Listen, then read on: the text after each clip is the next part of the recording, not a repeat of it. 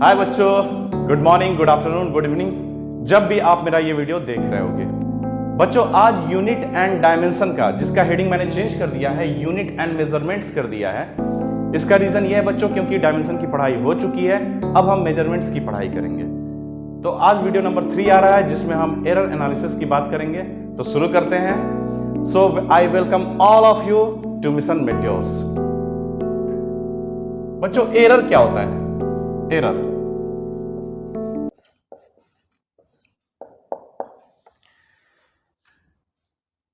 बच्चों, इंसान से गलतियां होती हैं, यह हमारी फितरत में है।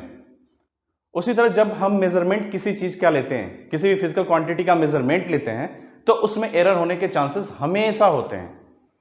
तो इसका क्या मतलब है बच्चों? इसका मतलब यह है कि किसी भी चीज का जो मेजरमेंट हम ले रहे हैं, उसकी ट्रू वैल्यू तक हम नहीं पहुंच सकते। उसके क्लोज पहुंच सकते हैं, बट एग्जैक्ट ट्रू वैल्यू तक हम पहुंच सकते हैं? नहीं पहुंच सकते हैं। तो जो गलतियां हैं, एरर क्या है? जैसा नाम से ही पता चल रहा है, एरर, गलतियां। तो जो गलती है उसके बारे में बात करेंगे। तो एरर होता है बच्चों, it is difference between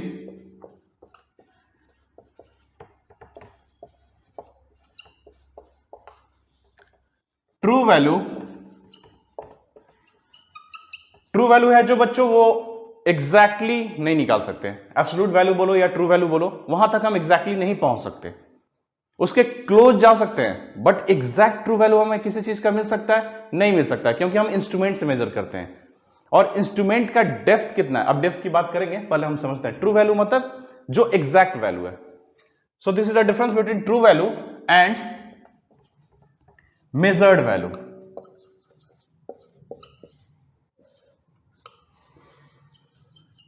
of a quantity. ये क्वांटिटी क्या होगा बच्चों? फिजिकल क्वांटिटी, जिसको हम मेजर कर सकते हैं। तो जैसे ट्रू वैल्यू किसी चीज का, जैसे एक रॉड की लेंथ है, इसके कंपनी के साइट पे जाके या फिर कंपनी ने इसका मेजरमेंट किया है, बहुत ही अच्छे इक्विपमेंट से किया है, जो बहुत ही क्लोज है एब्सोल्यूट वैल्यू के या ट्रू वैल्यू के, वो दिया हुआ है। इसका दिया हुआ है सपोज 5.21 मीटर इसकी लेंथ है। आपने मेजर किया तो उसको मेजर किया 5.20 मीटर। तो बच्चों यहां एरर क्या है? 0.01 मीटर। 0.01 मीटर यहां पे एरर है। तो इसी एरर की बात कर रहा है कि ट्रू वैल्यू और मेजर्ड वैल्यू के बीच का जो डिफरेंस होता है, ये पॉजिटिव भी हो सकता है, नेगेटिव भी हो सकता है। ये जब हम टर्म पढ़ेंगे तो उसमें समझेंगे। अब बच्चों, ये एरर होते क्यों हैं? क्या ये एरर का रीजन केवल हमारे स्किल है? नहीं, इसको क्लासिफाइड किया गया है। इसको दो पार्ट में क्लासिफाइड किया गया है। एक पार्ट है systematic error and second is random error. चलो समझते हैं इसको। सो एरर, जितने भी एरर होंगे बच्चों, उसको इन दो पार्ट में ही डिफाइन कर सकते हैं। या तो वो सिस्टमैटिक एरर होंगे या फिर वो रैंडम एरर होंगे। सिस्टमैटिक एरर और रैंडम एरर। बच्चों, सिस्टमैटिक एरर जो होता है वो किसी सिस्टम का एरर होता है। सिस्टम का एरर जिसको हम कंट्रोल कर सकते हैं। जैसे इसके 3 पार्ट होते हैं, बताता हूं, ये 3 तरह के होते हैं। फर्स्ट होता है इंस्ट्रूमेंटल,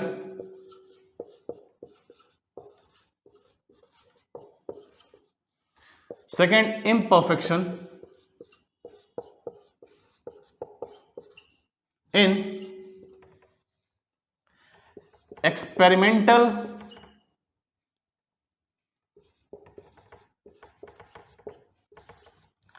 टेक्निक और प्रोसीजर। Last, personal error.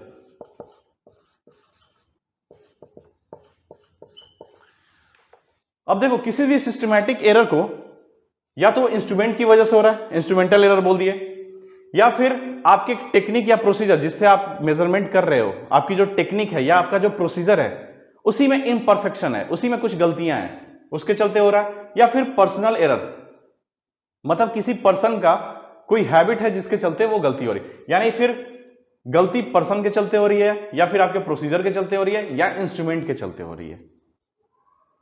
किसी भी सिस्टम में यही 3 एरर हो सकते हैं, सिस्टमैटिक एरर। रैंडम एरर की बात बाद में करेंगे, पहले इसको समझते हैं। तो या तो इंस्ट्रूमेंट के चलते होगा बच्चों, या फिर वो प्रोसीजर या टेक्निक में कुछ इंपरफेक्शन है, कुछ एरर्स हैं, या फिर पर्सन के चलते होगा कि पर्सन। अब इसको समझते हैं कैसे। इंस्ट्रूमेंटल एरर क्या है बच्चों? इंस्ट्रूमेंटल एरर हुए जैसे किसी भी इंस्ट्रूमेंट का जो मैन्युफैक्चरिंग होता है, या तो उसमें एरर शुरू से है। जैसे सपोज आपके पास वेइंग स्केल है, वो हमेशा ज्यादा दिखा रहा है, 2+ करके दिखा रहा है हमेशा। तो ये क्या हुआ, जब आपने खरीद के उसको लाया, कंपनी से आपने उठाकर उसको लाया, तो वो +2 हमेशा ज्यादा दिखा रहा है। तो आप क्या करते हो, अपना वेट लेते हो और उसमें -2 कर देते हो। ठीक है। किसी थर्मामीटर की बात करते हैं। थर्मामीटर से हमने किसी बॉइलिंग वाटर का टेम्परेचर चेक किया, तो उसका टेम्परेचर दिखाया 100 डिग्री से नहीं दिखा रहा है, 104 दिखा रहा है, 104 डिग्री से दिखा रहा है, 104। तो 4 डिग्री सी वो ज्यादा दिखा रहा है बच्चों, 4 डिग्री सी वो ज्यादा दिखा रहा है। तो अब हम जब भी टेम्परेचर किसी चीज का लेंगे उस थर्मामीटर से, उसमें 4 माइनस कर देंगे। समझ में आ रही है बात? तो इंस्ट्रूमेंटल एरर मतलब जो इंस्ट्रूमेंट में एरर है। बहुत अच्छा एग्जांपल, इसको समझाता हूं।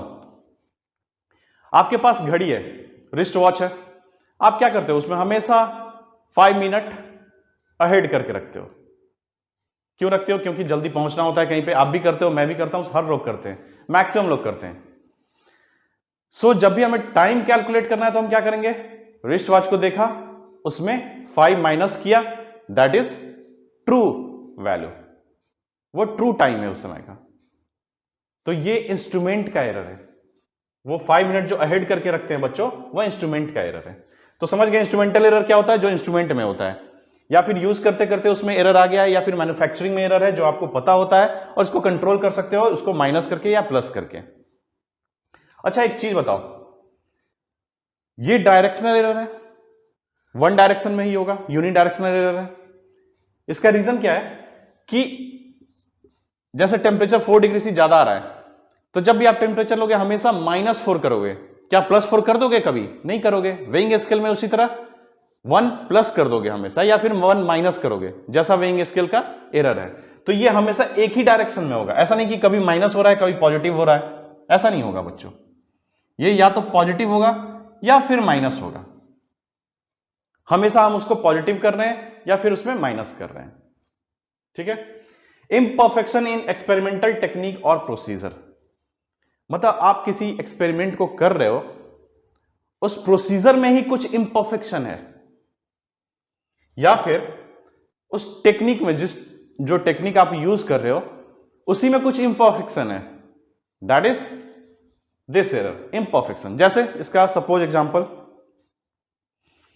हम फिजिक्स में बहुत जगह पे पॉइंट मासेस कंसीडर कर लेंगे, बहुत जगह पे पॉइंट मासेस कंसीडर कर लेंगे। तो बच्चों वो क्या है, सच में वो पॉइंट मास है? नहीं है। तो वो क्या है, हमारी टेक्निक में एक फ्लॉ है। हम उसको इजी बनाने के लिए पॉइंट मास की तरह कैलकुलेट कर लेते हैं।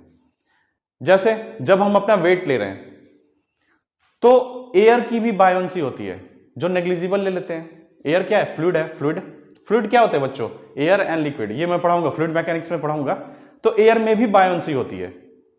बलून को देखा है आपने उड़ते हुए, तो कुछ तो फोर्स है जिसके चलते वो ऊपर जा रहा है। तो बायोंसी फोर्स जो है वो आपके वेट को थोड़ा सा कम करती है, थोड़ा सा। तो बच्चों वही इम्परफेक्शन इन एक्सपेरिमेंटल टेक्निक है। हमारी जो टेक्निक है उसमें कुछ फ्लॉ है, जो 100% हमने एग्जैक्ट टेक्निक नहीं लिया, जिसके चलते एरर आ गया उसमें। सेकेंड एरर समझ लिए। थर्ड एरर, पर्सनल एरर क्या होता है। जैसे एक बंदा है, वो हमेशा रीडिंग कैसे लेता है, थोड़ा सा राइट टिल्ट करके, थोड़ा सा राइट टिल्ट करेगा ऐसे और ले लेगा रीडिंग।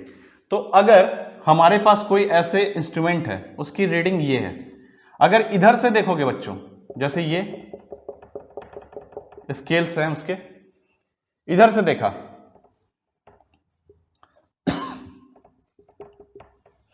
तो ये जो रीडिंग है ये थोड़ा सा शिफ्टेड दिखेगा इधर।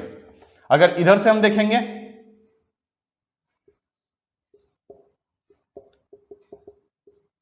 इधर से देखेंगे तो ये थोड़ा सा इधर शिफ्टेड दिखेगा। तो अगर कोई बंदा है जो हमेशा राइट से ऐसे देखता है, ऐसे, तो हमेशा उसकी रीडिंग जो होगी थोड़ी सी गलती होगी। ठीक है, ऐसा नहीं कि वो राइट से कभी देखता है कभी लेफ्ट से देखता है। ये क्या है, हैबिचुअल एरर है, हैबिट में एरर है, वो हमेशा राइट से ही ऐसे करके देखता है। तो दिस इज पर्सनल एरर, उस पर्सन के चलते हो रहा है। तो क्या बच्चों पर्सनल एरर को करेक्ट कर सकते हैं? यस, कर सकते हैं। कैसे कर सकते हैं? तो वो जो टिल्ट होके ऐसे देख रहा है वो एग्जैक्टली सामने से देखेगा तो रीडिंग परफेक्ट आएगी। यानी फिर वो एरर हम पता कर सकते हैं कि ये बंदे का एरर है जो हमेशा टिल्ट करके देखता है, इसलिए इसका एरर हमेशा कम आएगा। जो वैल्यू होगी उससे कम आएगी या ज्यादा आएगी, जो भी लेफ्ट साइड की जो भी होगी, तो फिर हम उसको करेक्शन कर सकते हैं। ठीक है, तो ये हुआ सिस्टमैटिक एरर जिसको हम करेक्शन कर सकते हैं, जो यूनी डायरेक्शनल होते हैं, एक ही डायरेक्शन में होंगे। या तो वो पॉजिटिव होगा, हमेशा पॉजिटिव हो रहा है, उसको माइनस करना है, या फिर वो नेगेटिव होगा, हमेशा प्लस करना है। तो वो किसके चलते होते हैं? इंस्ट्रूमेंट के चलते, इम्परफेक्शन आपके टेक्निक में है, और पर्सनल एरर जो आदमी के चलते हैं। अब हम समझते हैं रैंडम एरर। रैंडम एरर के कॉज जो होते हैं बच्चों अननोन होते हैं, हमें पता ही नहीं है कि किस कारण हुआ। तो क्या हम इसको एलिमिनेट कर सकते हैं? नहीं कर सकते हैं। 100% इस एरर का एलिमिनेशन नहीं कर सकते हैं, इस बात को समझ लो। रैंडम एरर कैसे होते हैं? जैसे आप कोई एक्सपेरिमेंट कर रहे हो और आपने उस टेबल पे एक्सपेरिमेंट कर रहे हो, उस टेबल को आपने ऐसे ठोक दिया, तो आप जो रीडिंग ले रहे हो उस समय गलत हो गई। इसका और एग्जांपल लेते हैं। जैसे आप कोई एक्सपेरिमेंट कर रहे हो, उसमें वोल्टेज जो है वो फ्लक्चुएशन हुआ। अब वो फ्लक्चुएशन प्लस में हुआ कि माइनस में हुआ ये नहीं पता, कभी प्लस में हो रहा है कभी माइनस में हो रहा है। वाइब्रेशन जो आया उसके चलते आपकी रीडिंग कभी प्लस जा रही है कभी माइनस जा रही है। तो ये यूनी डायरेक्शनल नहीं होते हैं, इसके कॉज पता ही नहीं है, ये कभी भी सडन आ गए, ये आपके प्लान में ही नहीं है। समझ रहे हो बात? वो रैंडम एरर हुए। इसके कॉज जनरली अननोन होते हैं। वाइब्रेशन हुआ, फ्लक्चुएशन हुआ, इस तरह की चीजें हो रही हैं, तो इसको रैंडम एरर बोलेंगे। ये बच्चों पर्सनल एरर भी इसमें आ सकता है। कैसे आ सकता है? जो रीडिंग हम ले रहे थे, जैसे ये रीडिंग थी,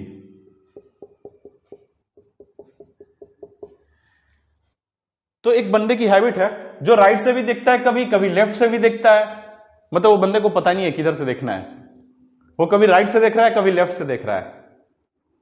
तो कभी वो पॉजिटिव देखेगा कभी नेगेटिव देखेगा, कभी इधर देखेगा रीडिंग कभी इधर देखेगा, तो कभी माइनस करना पड़ेगा कभी प्लस करना पड़ेगा। तो ये रैंडम में आ जाएगा, वो पर्सनल में नहीं जाएगा। पर्सनल वाला क्या है कि वो टिल्ट होके एक साइड से ही देखता है, जैसे वो राइट से ही हमेशा देखता है, वो हैबिचुअल है उसका। ऐसा नहीं है कि उसकी हैबिट राइट से देखने की है तो लेफ्ट वाली हो जाएगी बाद में, नहीं, उसकी राइट वाली है तो राइट वाली ही देखेगी। तो ये हुआ बच्चों रैंडम एरर। ठीक है, रैंडम एरर जो होते हैं बच्चों वो 2 डायरेक्शनल है, प्लस भी हो सकता है माइनस भी हो सकता है, आपको पता ही नहीं है कि कब होगा। जैसे इन दोनों एरर को, ऐसे कोई ग्राफ है, इसमें ये ट्रू वैल्यू है, सपोज ये ट्रू वैल्यू है, आपने ऑब्जर्वेशन लिया, ऐसा ऑब्जर्वेशन लिया, तो इसमें बोल सकते हैं ये सिस्टमैटिक एरर है। तो अच्छे से बना लेते हैं ये, अच्छा सा।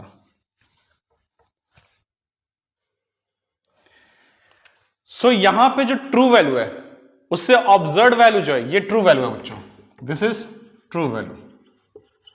और ये ऑब्जर्वेशन आप कर रहे हो, ऊपर वाला जो है ऑब्जर्वेशन कर रहे हो, मतलब ऑब्जर्वेशन में हमेशा माइनस करोगे तभी आप ट्रू वैल्यू तक पहुंच पाओगे, और हर जगह सेम माइनस करना है। देख रहे हो, सेम माइनस करना है। तो ये हो गया सिस्टमैटिक एरर। अगर प्लस करना होगा, ऑब्जर्वेशन ऐसा हो रहा है कि हमेशा ट्रू वैल्यू से नीचे आ रहा है उसका वैल्यू, हमेशा ट्रू वैल्यू से उसकी वैल्यू कम आ रही है, तो उसका ग्राफ ऐसे होगा। समझ में आ रहा है? ये ऑब्जर्वेशन वैल्यू है, ये ऊपर वाला भी ऑब्जर्वेशन वैल्यू है, ये दोनों सिस्टमैटिक एरर है। देखो सिस्टमैटिक एरर कैसे हो रहे हैं, ट्रू वैल्यू के साथ ही चल रहे हैं, मतलब हमेशा प्लस करना है या फिर हमेशा माइनस करना है, ठीक है।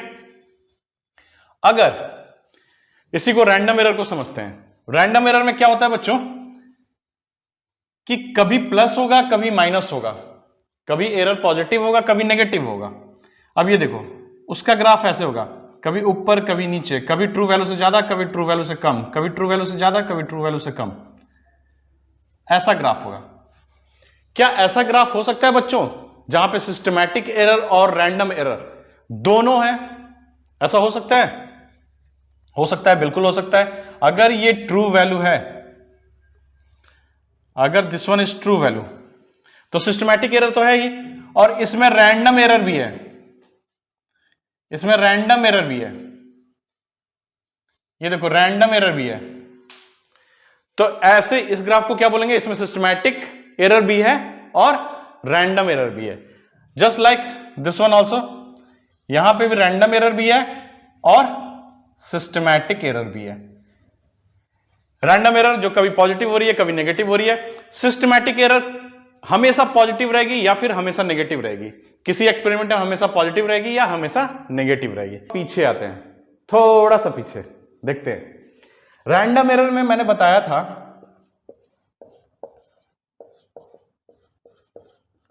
कि इसके रीजन अननोन होते हैं, इसके रीजन जो होते हैं अननोन होते हैं। तो इसको हटाया कैसे जाए भाई?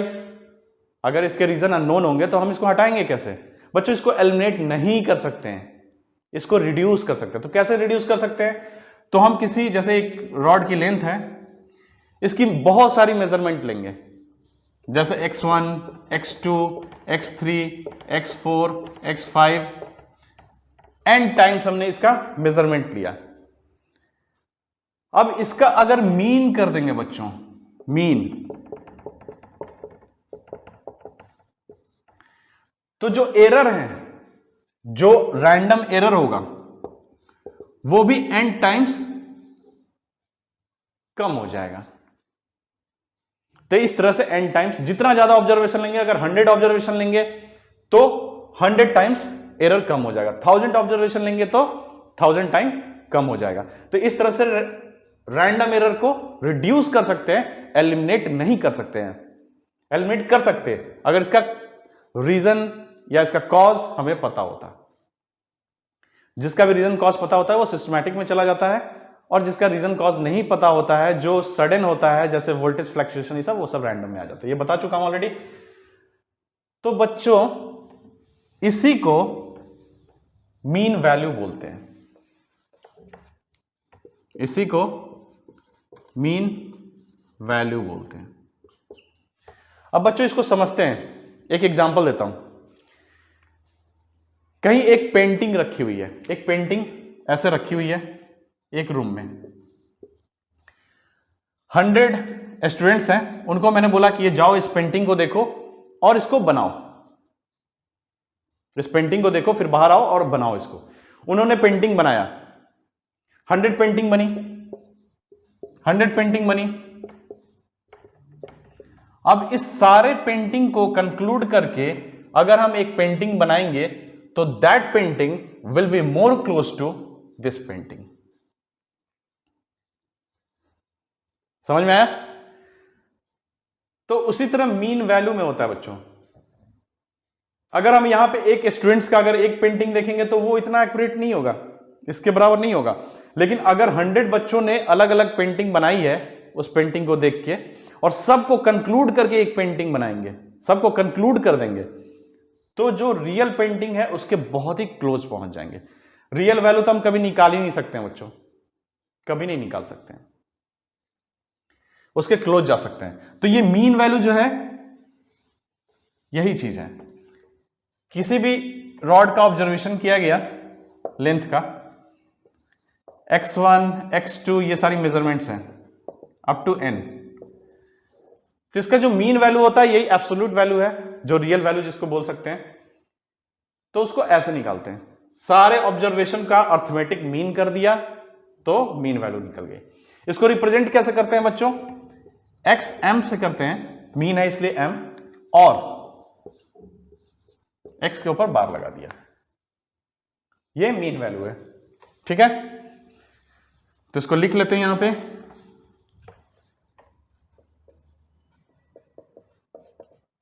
Mean value. ऑब्जर्वेशन क्या क्या थे हमारे पास, मेजरमेंट जो था वो x1 x2 x3 n। Represent इसको कैसे करते हैं, xm और x बार। ये हो गया बच्चों मीन वैल्यू। अब एब्सोल्यूट एरर की बात करते हैं, एब्सोल्यूट एरर। अब बच्चों हमारे पास जो ऑब्जर्वेशन था, जो 100 बच्चों ने अलग अलग ऑब्जर्वेशन लिया, उसी को समझते हैं एरर क्या था। तो हर बच्चे ने कुछ ना कुछ गलतियां की होंगी, उस गलती को बोलेंगे एब्सोल्यूट वैल्यू, एब्सोल्यूट एरर। जैसे ऑब्जर्वेशन है हमारे पास x1 x2 x3 x4, तो xm जो निकल कर आया बच्चों, ये मीन वैल्यू, उसको माइनस कर दिया सारे ऑब्जर्वेशन में। इसी तरह xn तक होगा, तो इसी को बोलेंगे बच्चों, ये पॉजिटिव भी आ सकता है और नेगेटिव भी आएगा। यहां पे नहीं, ये सारी वैल्यू जो है ये पॉजिटिव भी हो सकती है या फिर नेगेटिव भी होगी।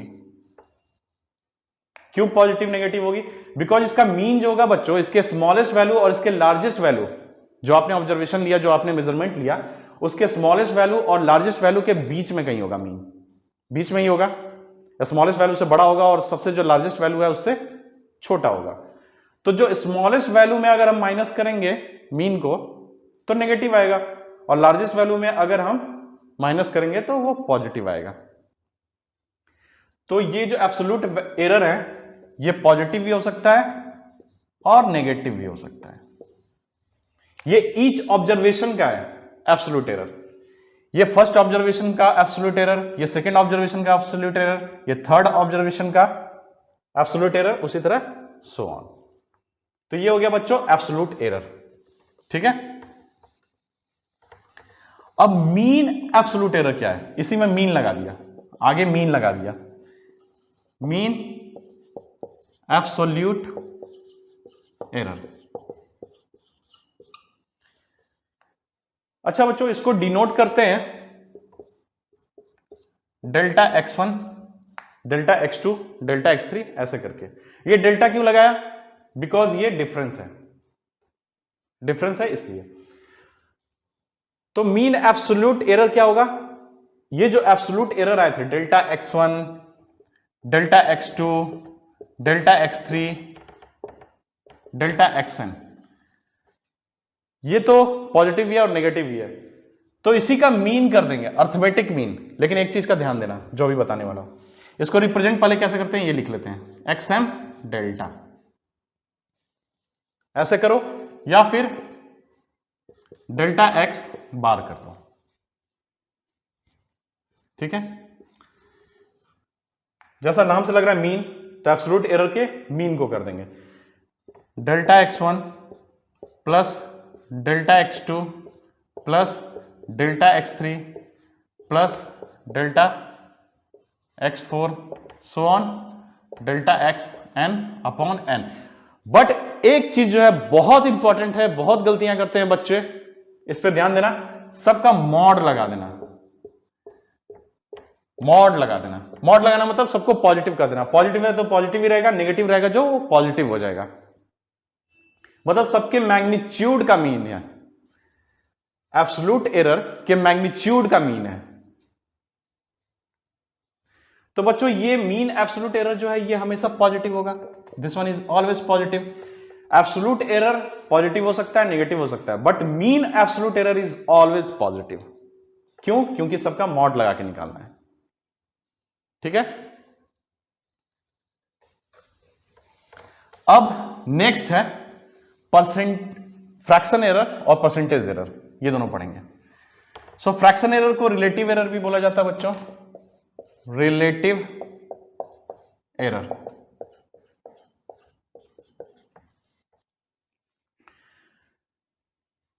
इसमें क्या होता है कि जो आपके पास मीन एब्सोल्यूट एरर आया, मीन एब्सोल्यूट एरर आया अपॉन मीन वैल्यू, इसी को रिलेटिव एरर या फ्रैक्शनल एरर भी बोलते हैं, फ्रैक्शन एरर और फ्रैक्शनल एरर, इसी को।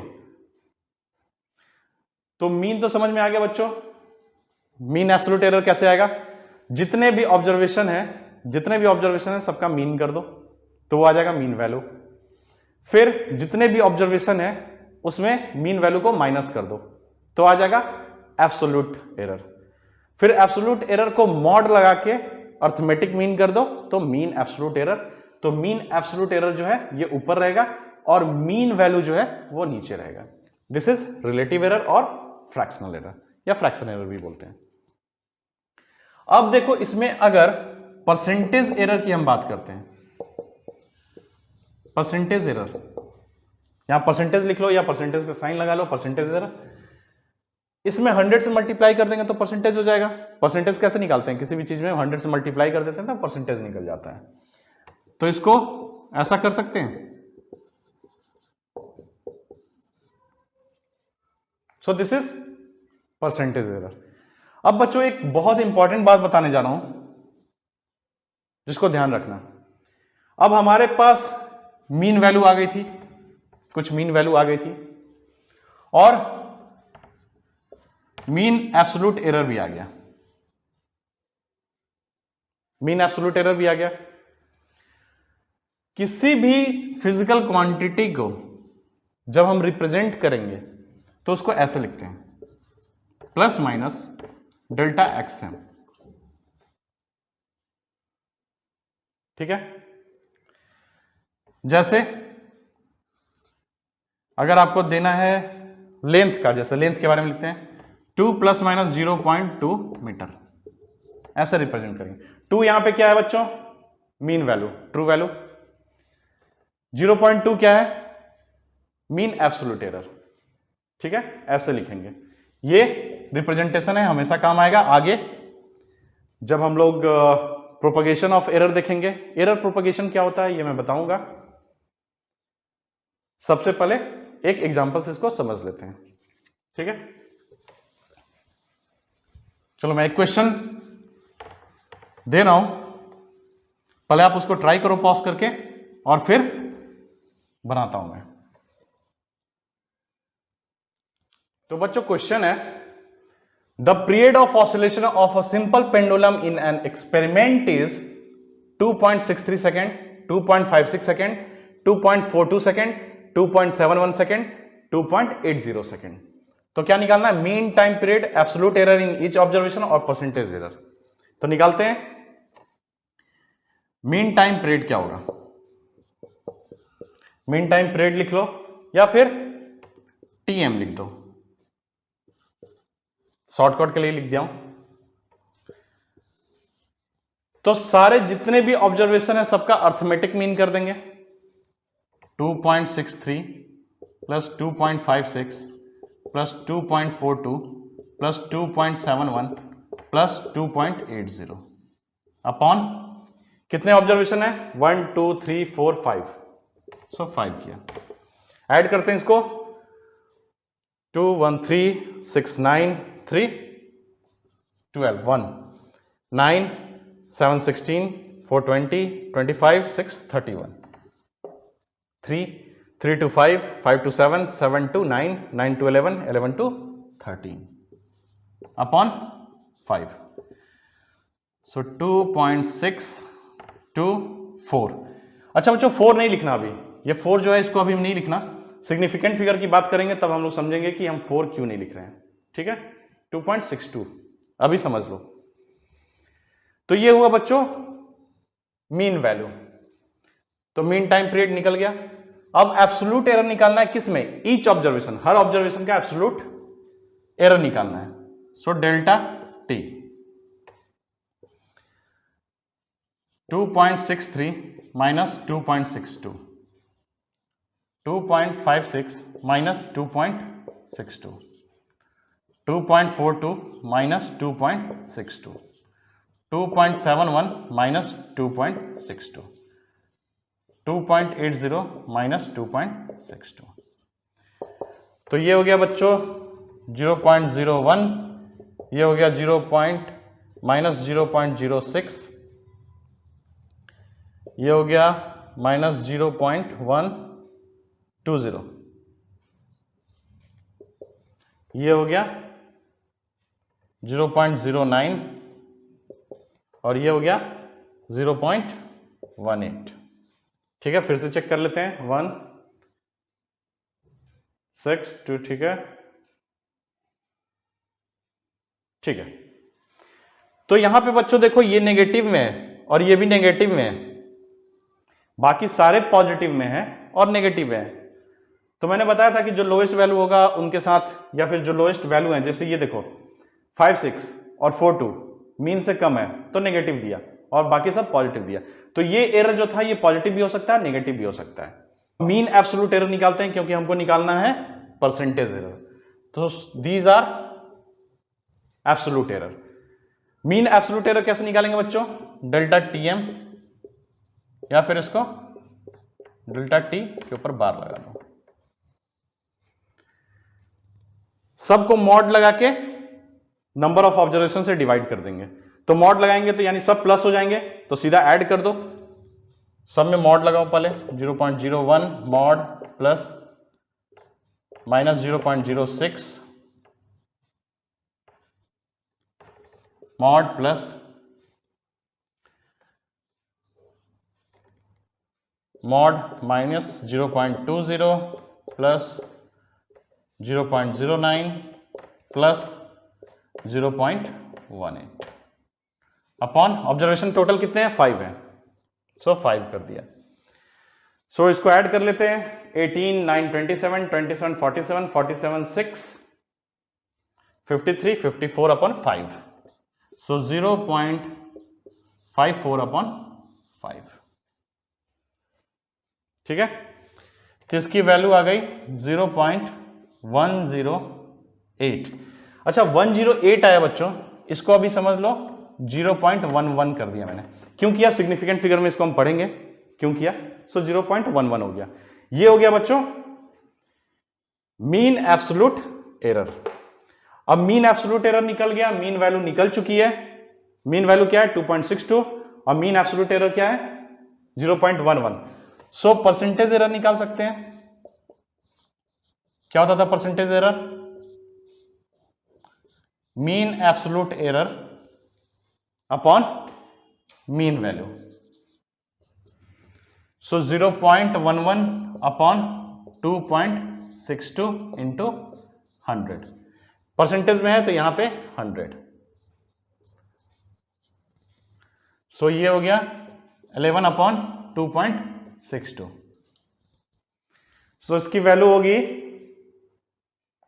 4 2 8, सो 4 पॉइंट समथिंग होगा बच्चों, आप कैलकुलेट कर लेना। सो दिस इज, शायद यहां से आपको क्लियर हो गया होगा कि कैसे हम निकालते हैं mean value, absolute error, mean absolute error, fractional error जिसको रिलेटिव एरर भी बोलते हैं, या फिर परसेंटेज एरर, कैसे निकालते हैं ये सब। क्लियर हुआ? एक और क्वेश्चन करते हैं।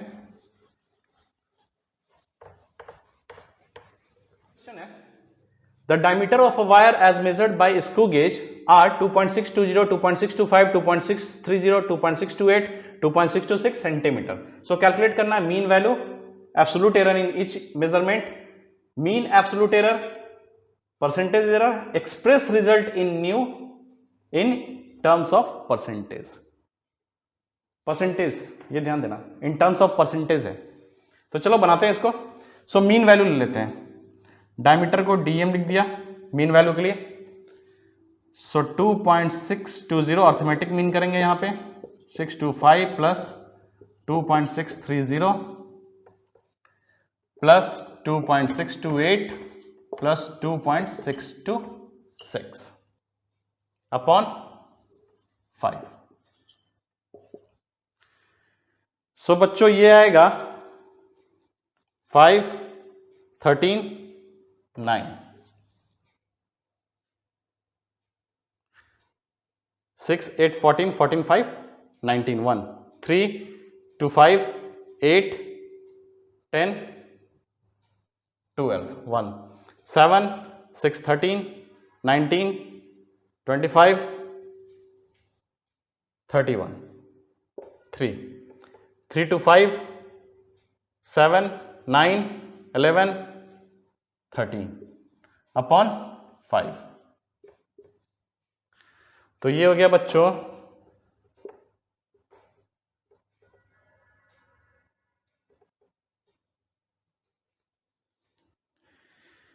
अब एक चीज ध्यान दो बच्चों, यहां पे 2.6258 हुआ, 8 है, दिस वन इज 8। सो इसको राउंड ऑफ करना है, ये मैं सिग्निफिकेंट फिगर में बताऊंगा। इसके बाद हम लोग प्रोपोगेशन ऑफ एरर पढ़ेंगे, उसके बाद सिग्निफिकेंट फिगर ही पढ़ने वाले।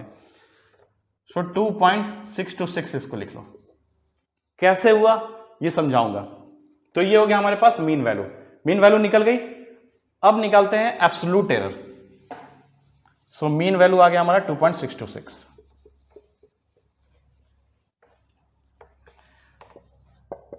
एब्सोल्यूट एरर जिसको delta D1 delta D2 observation है, first observation second observation, D3 D4 D5। So 2.620 minus 2.626। अच्छा बच्चे यहां पे बहुत गलती करते हैं, वो क्या करते हैं, मीन वैल्यू जो है उसमें से माइनस कर देते हैं, इसको उल्टा कर देता है, 2.626 में से इसको माइनस कर देता है। ऐसा नहीं करना, जो ये ऑब्जर्वेशन है उसमें माइनस करना है इसको। 2.625 माइनस 2.626, 2.630 माइनस 2.626, 2.630 माइनस 2.628, 2. नहीं ये गड़बड़ हो गया, 630 628 है, उसके बाद सेम कर दिया मैंने। बोलोगे सर कैसे आप गलती करते रहो? गलती फितरत है इंसान की बच्चों, बताया था एरर में। D5 2.626 माइनस 2.626, ये देखो यहां पे 0 हो गया। सो यहां पे कितना हुआ बच्चों, माइनस 0.006, यहां पे माइनस 0.001, यहां पे पॉजिटिव है, लिखने की जरूरत नहीं है पॉजिटिव को, 0.004, ये हो गया 0.002, ये हो गया 0। सो ये एब्सोल्यूट एरर हो गया बच्चों, ये सारे एब्सोल्यूट एरर हैं। अब मीन एब्सोल्यूट एरर निकालता हूं। मीन एब्सोल्यूट एरर के लिए क्या करना होता है, एब्सोल्यूट एरर में मॉड लगा के अर्थमेटिक मीन लगा दो, ठीक है। So delta DM is equal to, सबको मॉड लगा दिया तो सब पॉजिटिव हो गए, और सबको ऐड कर दिया तो ऐड करते हैं 6 1 7 7 4 11 11 2 13। सो 0.013 अपॉन 5। सो ये हो गया 0.026, ठीक है। अब बच्चों इसको क्या 0.003 कर दो। क्यों 3 कर दो, सिग्निफिकेंट फिगर की बात है, ये बाद में समझाऊंगा। तो समझ लो इतना हुआ तुम्हारा मीन एब्सोल्यूट एरर। अब हमें क्या निकालना है, अच्छा इस वैल्यू को यहां पे लिखते जाओ नहीं तो बाद में भूल जाएंगे। 2.626 था, एब्सोल्यूट एरर तो निकाल लिए हम लोग। मीन एब्सोल्यूट एरर जो आया है 0.003 आया है। परसेंटेज एरर,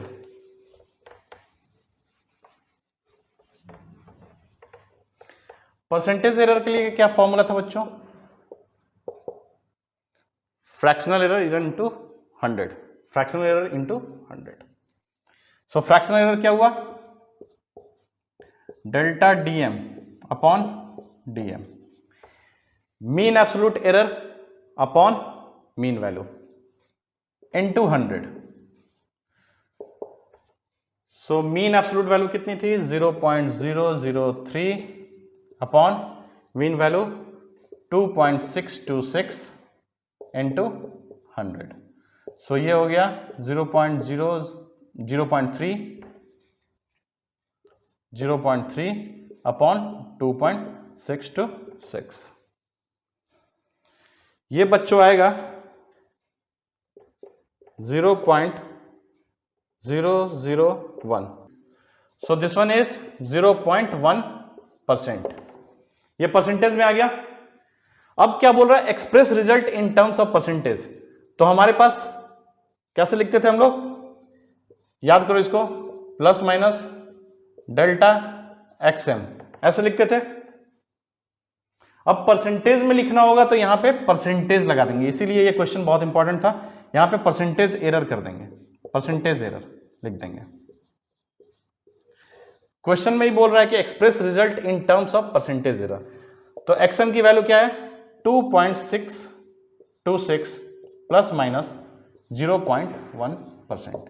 ये हो गया बच्चों इसका वैल्यू। सो बच्चों एक बहुत ही इंपॉर्टेंट एरर है, फिर से एरर पे आ रहा हूं पीछे, लीस्ट काउंट एरर। बच्चों इसको मैंने उस समय नहीं बताया बिकॉज ये थोड़ा अलग एरर है। ये सिस्टमैटिक एरर और रैंडम एरर, ये दो हमने पढ़े थे। जितने भी एरर होते हैं इन दोनों में क्लासिफाइड होते हैं, सिस्टमैटिक एरर और रैंडम एरर में। बट लीस्ट काउंट एरर जो होता है वो इंस्ट्रूमेंट से रिलेटेड होता है बच्चों। सिस्टमैटिक एरर में मत जाना, इंस्ट्रूमेंटल सिस्टमैटिक में मत जाना। ये लीस्ट काउंट एरर है। क्या होता है बताता हूं, समझाता हूं, समझ में आएगा कि ये दोनों से अलग क्यों है। लीस्ट काउंट क्या होता है पहले बच्चों उसको समझते हैं। जैसे आपने एक 15 सेंटीमीटर और 30 सेंटीमीटर का स्केल देखा होगा, आपके पास होता है। ये हो गया 0, सपोज यहां 0 है, यहां 1 है, यहां 2 है। 1 2 3 4 1 2 3 4, फिर यहां आया 1 2 3 4 1 2 3 4।